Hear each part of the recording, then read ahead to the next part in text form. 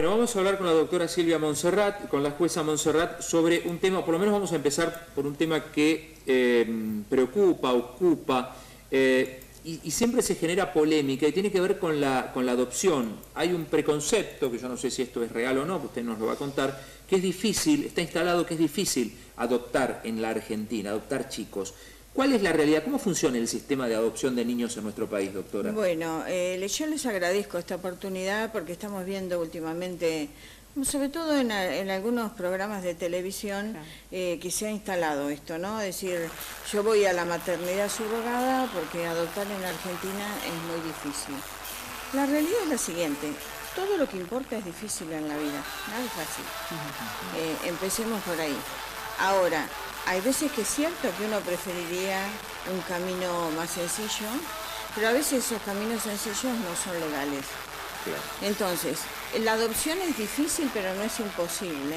Como no es imposible la vida, digamos, ¿no? Entonces, ¿qué cosas se necesitan para un proceso de adopción? Primero necesitamos un niño que esté en estado de adoptabilidad y adoptantes que sean idóneos y que coincidan con ese perfil adoptivo. Es decir, que de acuerdo a la cantidad de hermanos o a la edad de los niños, sean los adoptantes que se postulan y eligen ese perfil adoptivo. La realidad es que estaba mirando antes de entrar la fecha, desde julio del 2013, la provincia de Buenos Aires modificó la ley de procedimiento de adopción y hizo dos cosas que a mí me parecen que democratizaron el sistema, acortaron los plazos y lo volvieron más transparente.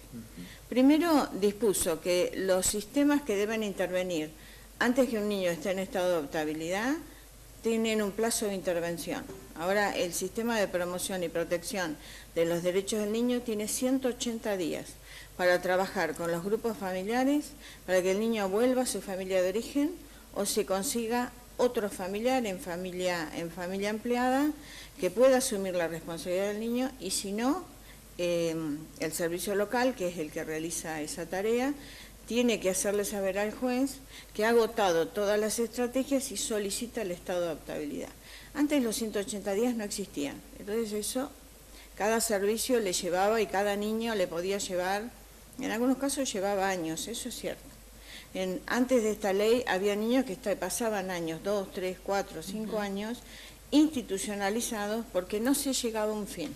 Porque es como yo siempre digo, como aquellos alumnos que están entre el 3 y el 4, no son suficientemente malos ni son suficientemente buenos. Y esto pasaba, era como que los servicios no veían a la familia suficientemente buena para que el niño volviera, ni suficientemente mala como para determinar el estado de adoptabilidad. Claro. Bueno, ahora tienen 180 días.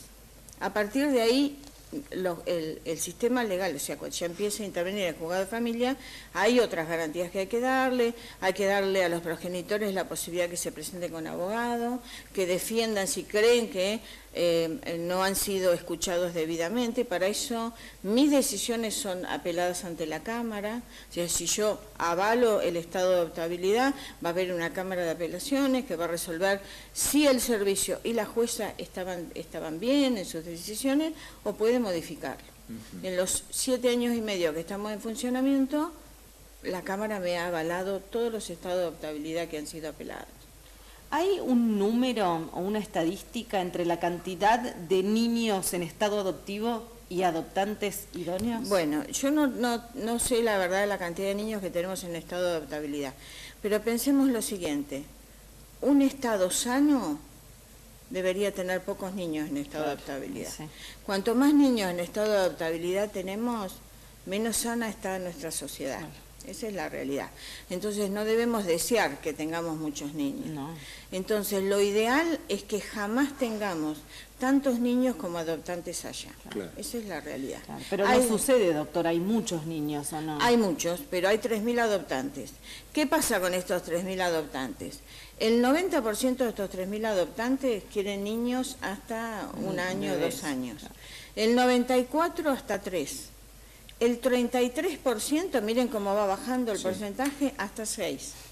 Y si hablamos de arriba de los 10 años, estaríamos no más del 6% de los adoptantes aceptan niños de más de 10 años. La voz que están escuchando es de la jueza de familia de Tandil, la doctora Silvia Monserrat. ¿Y acá en Tandil cómo está este tema, doctora? Nosotros tenemos la suerte de tener una buena masa de adoptantes. La verdad que nos han empezado a... Ahora les explico cómo funciona el sistema para que entiendan por qué los adoptantes que se inscriben en un lado o en otro pueden ser llamados de distintos lugares. Con esta ley 14.528 se dispuso de que los adoptantes deben ser elegidos de un listado que le remite al juez el registro de adoptantes. El registro de adoptantes está dentro de la Suprema Corte de Justicia de la Provincia de Buenos Aires. O sea, es el órgano de la Suprema Corte el que yo le pido adoptantes que reúnan determinados perfiles. Por ejemplo, que acepten un niño o una niña hasta 10 años o que puedan aceptar hermanos, etcétera. Algunas veces determinamos porque vamos viendo de acuerdo a lo que el niño pide. Ajá. Hay niños que dicen, no me importa si es una mamá sola o un papá solo. Se lo escucha mucho sí, al niño. Totalmente. El perfil hay que determinarlo en función de lo que el niño quiere. El perfil es el niño. Nosotros no buscamos niños para la familia. Nosotros buscamos adoptantes, familias para los niños. Claro. Entonces nosotros nos ponemos desde el niño. ¿Qué es lo que el niño quiere? Bueno, me ha pasado. Hace poco tengo una nena de 10 años que no quiere una mamá sola. Ella quiere una mamá y un papá. Hay otros que no tienen problema. Hemos tenido varios casos de adopciones monoparentales o monomaternales. Esa experiencia que usted cuenta de esta nena de 10 años pone a los fríos números en carne y hueso, en primera persona. Totalmente. Que sobre esto le quería preguntar, ¿cómo es la experiencia suya de enfrentarse a un nene, a un niño? Y usted tiene la responsabilidad de buscarle una familia. Totalmente. Y de una familia que, como dice usted, requiera más o menos lo que el nene le gustaría. Sí. Cuéntenos un poquito eso, desde la primera persona. Yo tengo algunas historias hermosas, es decir, el chico lleva un proceso, ¿no? Hay chicos que llegan rápidamente a ese proceso en querer aceptar otra familia, hay chicos que lo tienen que elaborar, para eso tienen que elaborar el duelo de su familia, tienen que aceptar que con sus familias no se puede, hay chicos que jamás lo aceptan eso. Hay chicos que no quieren que los adopten. No. A partir de los 10 años tenemos la obligación de contar con el consentimiento del niño o la niña. ¿Después de qué edad, perdón? Los 10. Después de los 10. Tenemos la obligación. Si a partir de los 10 el niño o la niña se niega al proceso de adopción, no se puede iniciar ningún proceso de vinculación. Y tiene lógica la ley, porque en realidad si el niño no quiere, no hay proceso de vinculación que prospere. Claro. Y antes de los 10, más allá de que la ley no lo indique... Antes de los 10 lo tomamos en cuenta y lo que hacemos en ese caso es trabajar en terapia para ver si el niño modifica su voluntad. Y no lo hemos logrado muchas veces, pero para eso tiene que hacer el duelo de su familia. Claro. Tiene que comprender las dificultades de su familia y comprender que a su familia no va a volver. ¿Y cómo se hace, doctora, con los bebés o con los niños menores de 1 año que no se pueden expresar y ustedes ahí sí tienen que decidir? Sobre Dios todo gracias, en mi experiencia yo he tenido muy poquitos bebés, porque esto significa que los sistemas trabajan con la familia. Yo he tenido muy poco. En Tandil no se abandonan bebés. Como ustedes ven en el Gran Buenos Aires, sí. En Tandil no hay abandonos de bebés. ¿Y sí se abandonan chicos más grandes? Sí. Sí, se abandonan chicos más grandes, obviamente. El abandono puede ser, nosotros hemos tenido casos en haber dejado físicamente al hijo y haberse ido, como el otro caso es por eso nosotros hablamos de estado de adoptabilidad y desamparo, como no cubrir las necesidades que el niño tiene. Porque si yo desamparo, si mi hijo no tiene educación, si no le doy, si no le doy educación, si no le doy alimentación, si no lo cuido, si yo no le doy apego, desamparo. ¿Y le han llegado, doctora, casos de chicos que han dicho yo no quiero estar con mi familia? También, sí. Hay chicos que rápidamente no quieren saber nada con su familia. O sea, tenemos un nene que hoy está en una adopción divina y el nene lo dejaron en una plaza. El nene sentía el rechazo. ¿A qué edad? Y tenía 8 años. ¿Lo dejaron en una plaza? Sí. ¿Acá en Tandil? Sí. Sí. Y bueno, hoy está en una adopción, está divino y está bárbaro y sus adoptantes son divinos, así que tenía 9 años. Y este fue un caso muy lindo porque estos eran adoptantes que se habían inscrito hasta 7 años. Y a veces es el trabajo nuestro, ¿no? Yo llamé a estos adoptantes y les dije, en realidad tengo un nene que no cumple con los requisitos que ustedes me dicen, es mayor, tiene 2 años más. ¿Por qué no lo piensan? Si ustedes están dispuestos Tenía 9, digamos, a aumentar el perfil adoptivo, ustedes serían candidatos. Porque no tenía en ese momento entre la gente de Tandil alguien que tuviera el perfil de 9 años. Entonces, esto también tenía que ver con esto. Esto significa que pueden ser llamados de cualquier lado. Nosotros tenemos muchos adoptantes de más de 9 años y por eso hemos perdido, entre comillas, adoptantes porque se han ido con Adopciones Azul o La Barría o en otros lugares, los llaman de todos lados. A un adoptante, si alguien hoy se inscribiera y dijera, bueno, yo estoy dispuesto a adopciones de más de 10 años, lo podrían llamar de cualquiera de los juzgados de la provincia de Buenos Aires. Doctora, ¿y cómo se hace? Por un lado están los hogares bueno, la cantidad de niños que se han quedado sin familias o han tenido algún tipo de problema. Y por otro lado, familias o personas monoparentales, bueno, que quieren tener en realidad un niño. ¿Cómo se comienza el proceso una vez que lo decide la familia? Queremos tener un hijo. Bien, lo primero que tienen que hacer es, si van al juzgado de familia, dicen que se quieren inscribir, porque hay que inscribirse en un registro de adoptantes. Nosotros les damos un cuadernillo en donde, por un lado, tienen toda la información, porque la primera, yo ayer vi, mi marido me dice, ay, viste que en la ciudad de Buenos Aires la inscripción de los adoptantes va a ser por internet, y le digo, hace 2 años que lo hacemos nosotros en la provincia de Buenos Aires. No tenemos tanta publicidad, pero lo primero, ellos mismos entran en la información, en el link que nosotros le damos, y ellos cargan sus datos y ahí eligen el perfil adoptivo en el cual es, bueno, hasta esta edad, si aceptan hermanos. ¿Cuáles son los perfiles? Eso, la edad es uno. La edad, la cantidad de hermanos y si aceptan problemas de salud. ¿Sexo también se puede? ¿Sexo también se puede? Se puede. A Dios gracias, y eso lo digo, es una opinión personal. No, mis adoptantes no eligen el sexo. Qué bueno. No. Claro. No, en general no la eligen. Me quedé con el caso del chiquito abandonado en la plaza. ¿Cómo le llega a usted? Y llega porque interviene el servicio de promoción, el servicio local, porque en realidad son familias que se conocen, que de alguna manera, a ver, uno se llega a un estado de adoptabilidad de un día para otro. Ya se viene, en la ciudad de Tandil, ayer lo decía en clase, se lo decía a mis alumnos, estábamos hablando de las restricciones de la capacidad y salud mental, le decía, ustedes en Tandil no ven gente en la calle, ustedes no ven gente que esté durmiendo en la calle, ustedes no ven madres con chicos mendigando, en Tandil no se ve. Y en Tandil no se ve porque los organismos administrativos, acá hay Estado. Ay, ¿no hay todo el Estado que querríamos? No tenga ninguna duda. Pero nunca hay tanto Estado como uno quiere. Entonces, los servicios, los organismos, los efectores de salud, los efectores educativos, ya vienen trabajando con esos grupos de familiares. Ya conocen la historia, no es sorprendente. Doctora, bueno, el proceso, anotan el cuadernillo, piden algunos, por ejemplo, hasta qué edad, bueno, algunos requisitos. Y después, cuando tienen todo eso, van al juzgado y nosotros iniciamos un proceso en el cual, por supuesto, desde antecedentes penales hasta si están casados, si no están casados, tienen condiciones de salud. ¿Eso influye mucho? El tema de estar casado. No, hoy nada, porque hoy antes del Código Civil y Comercial sí. Claro. ¿Qué pasa con parejas homosexuales? Tenemos también, y no tenemos ningún inconveniente. De hecho, tenemos una pareja que está conviviendo, no están casados, y hace mucho tiempo que tienen un niño en guardia y ahora están ya completando el proceso de adopción. Si hay muchos chicos acá en Tandil en estado de adoptabilidad, es decir, que todavía no se han conseguido familia.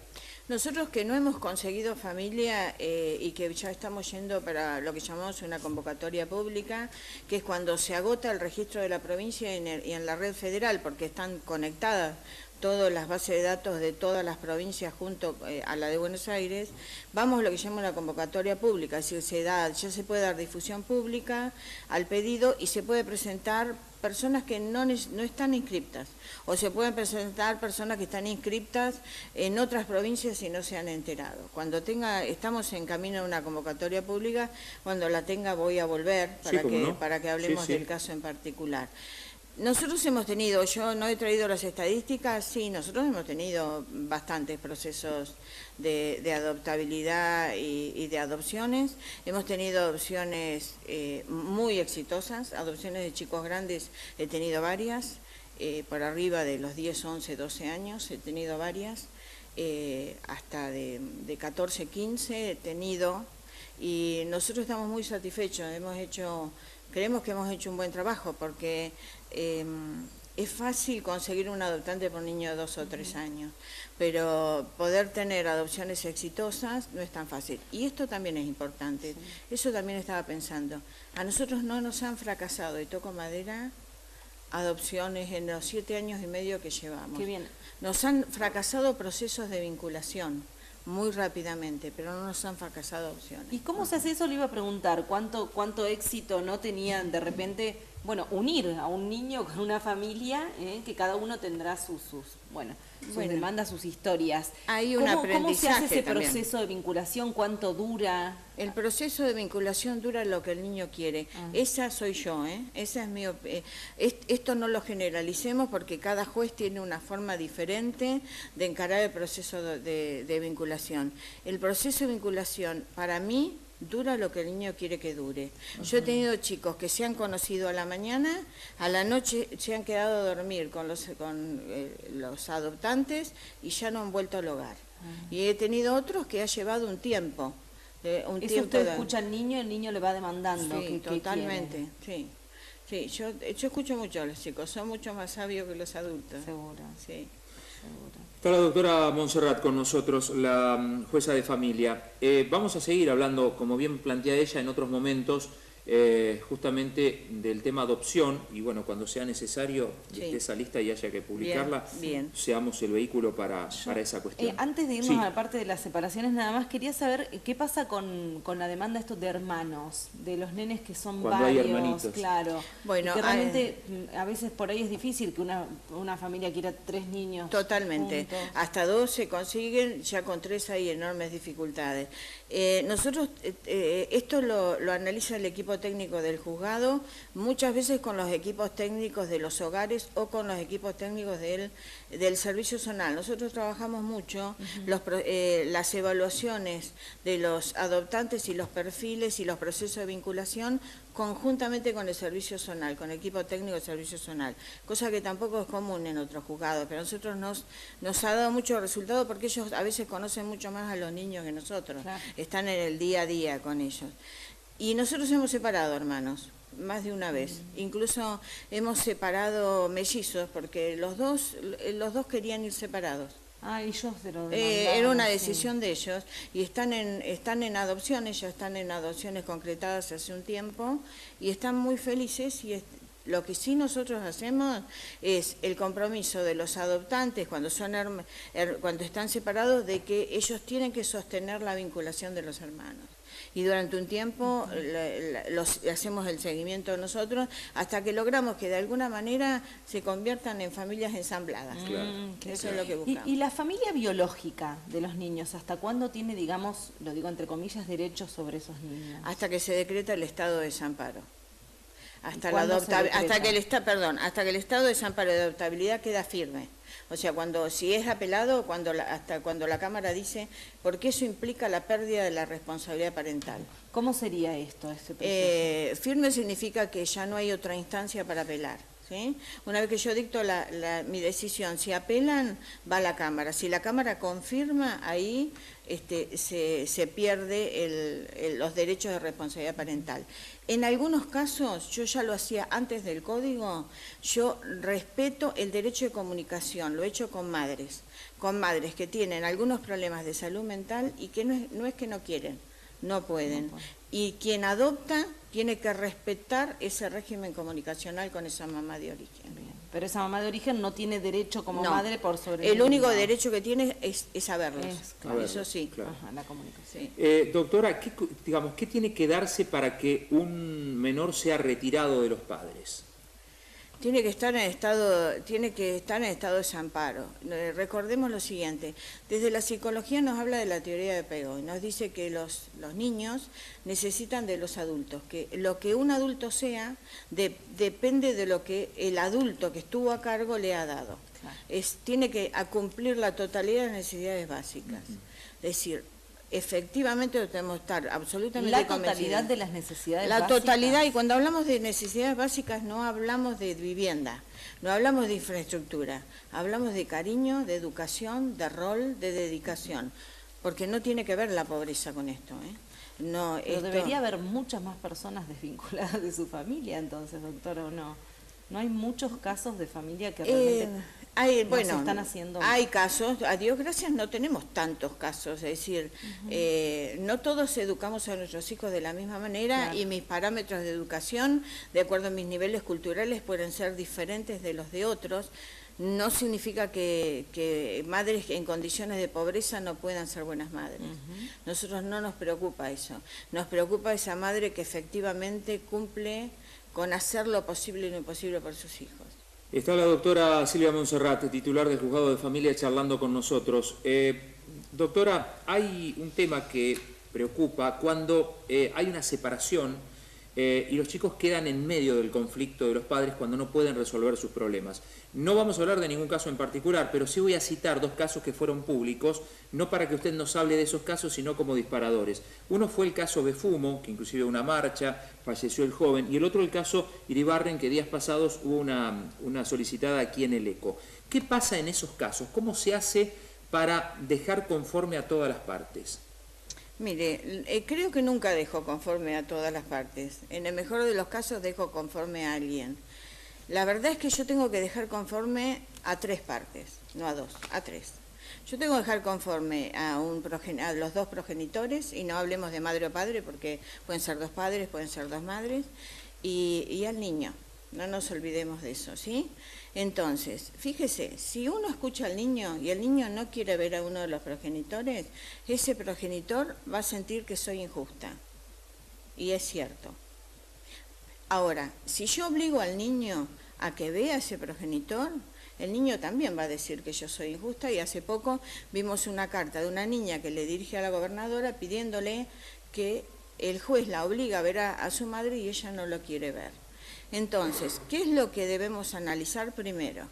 Un adulto va a ser más sano si tiene relación con ambos progenitores. Esa es la realidad.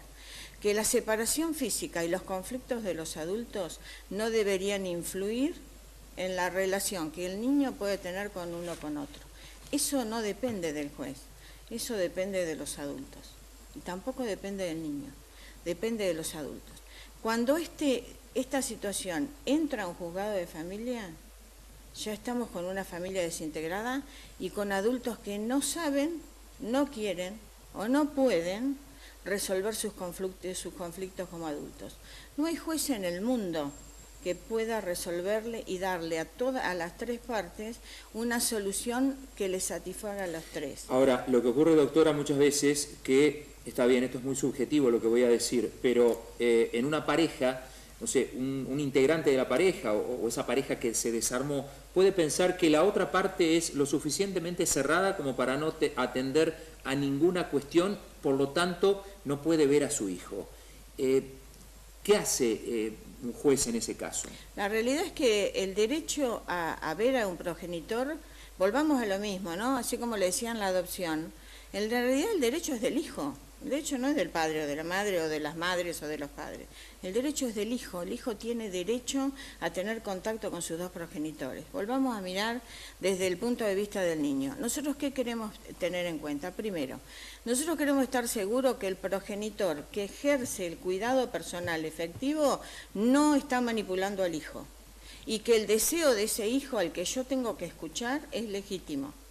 Y no es una manipulación, primera cosa. Entonces no lo podemos resolver en 15 días, en 20 días, en 10 minutos.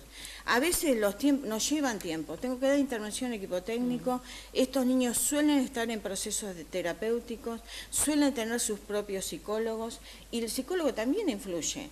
Es decir, el psicólogo personal de ese niño, hay veces que dice, en este momento no está en condiciones, hay que esperar. Y hay padres que esperan y después salen públicamente a decir cosas que en el expediente dicen diferente. Ajá. Que han aceptado la espera y después no tienen el tiempo. La realidad es la siguiente, y yo me voy a poner como ejemplo. Cuando mi hijo vive muy lejos de acá, yo estoy a 10 horas, uno de mis hijos, estoy a 10 horas de auto de donde vive mi hijo, donde viven mis nietas. Yo sabía que esa distancia no tenía que influir en el proceso de vinculación que yo tenía que tener con mis nietas, y que la relación que yo tuviera con mis nietas dependía de mí, de lo que yo hiciera. De lo que yo hiciera para que esas nietas me tuvieran como una abuela presente. Esto es lo que los padres tienen que tener, paciencia y perseverancia. Yo he ejercido mucho la profesión, muchísimo más años de los que he sido jueza.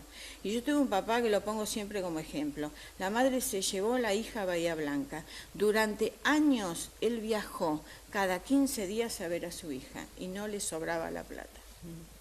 Entonces, tengan paciencia, nosotros los vamos a acompañar, tengan fe, pero también estén preparados para aceptar de que puede ser que a veces si yo no hago desde lo adulto lo suficiente y mi hijo no me quiera ver.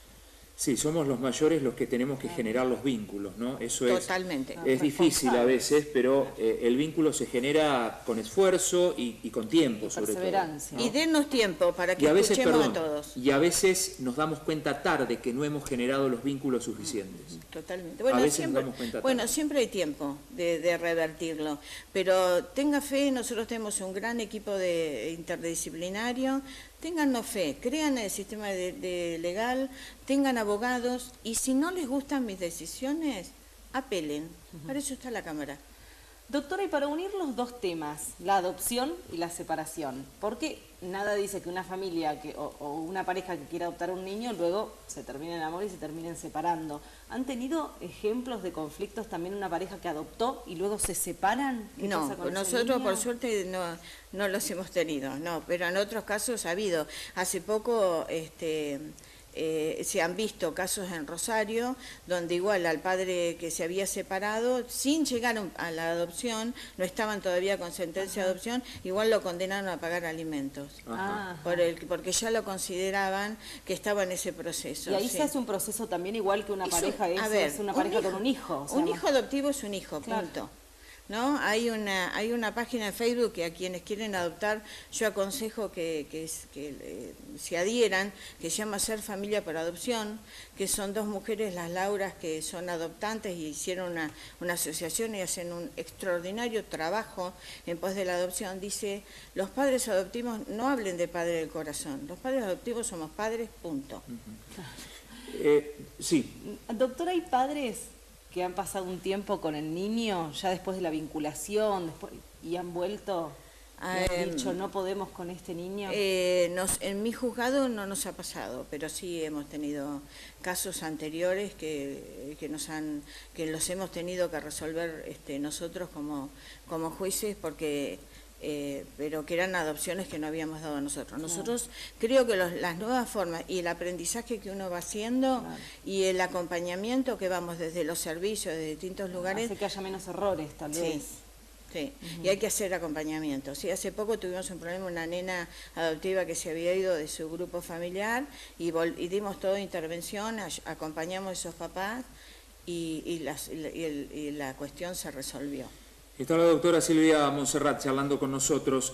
Vuelvo al tema con una pregunta general para orientar, porque conocemos muchos casos, o algunos casos, por lo menos desde lo personal, justamente de padres que no pueden ver a sus hijos. ¿Cuáles son los pasos que cómo tiene que actuar un padre o una madre? A lo mejor la patria potestad la tiene el papá y no permite que la madre o la familia de la madre vea a sus hijos, o aquella madre que está con el nene y no permite que el padre o la familia del padre vea a sus hijos.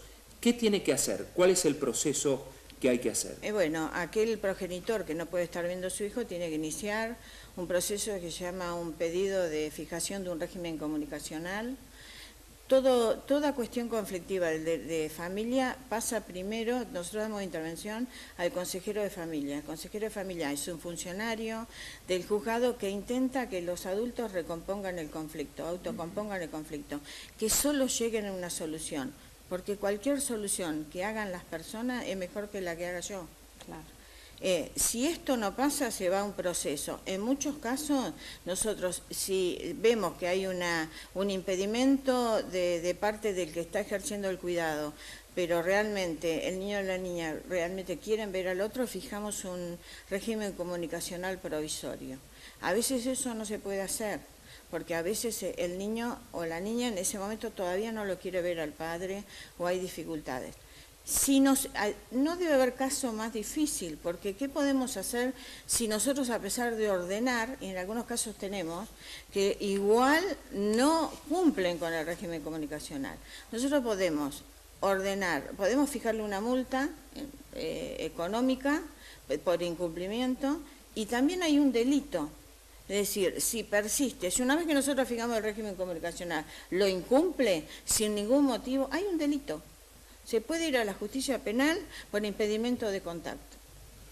Doctora, y como dice usted, si no están conformes con lo que usted determina, hay una instancia superior para apelar. Totalmente, hay una Cámara de Apelaciones.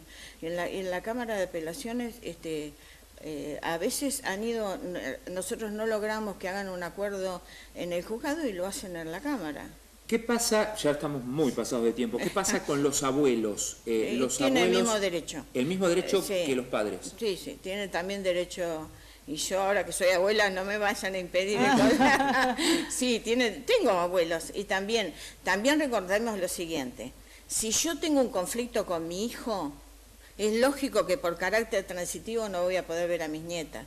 Entonces, lo que nosotros le pedimos a esos abuelos, a ese hijo, que primero resuelvan el conflicto padre-hijo para después poder tener un régimen colectivo. Porque los hijos se van a plegar a lo que el padre o la madre, al conflicto del padre o la madre con ese abuelo. Además, doctora, como usted dice, antes de la instancia suya, o sea, de tratar de ir a la justicia o de apelar, hay que tratar por todos los medios de salir de la ira, del ego, de todo lo que involucra, ¿no?, las distintas personalidades y tratar de resolver. Bien, por último quiero decirles esto. El código es muy claro que debe priorizarse en otorgarle el cuidado personal a aquel progenitor que facilita el contacto con el otro. ¿Y cómo se lo demuestran a ustedes eso? No, esto se demuestra porque si uno fija un régimen de comunicación y la madre no contribuye o el padre no contribuye, es fácil decir. Entonces también tengan en claro esto. También esta jueza es muy firme en sus decisiones de estar dispuesta a hacer un cambio de cuidado personal y otorgárselo al otro progenitor si el progenitor que lo tiene a su cargo impide el contacto con el otro. Pero tengo que tener un progenitor que me pida el cuidado personal en esas condiciones. Claro.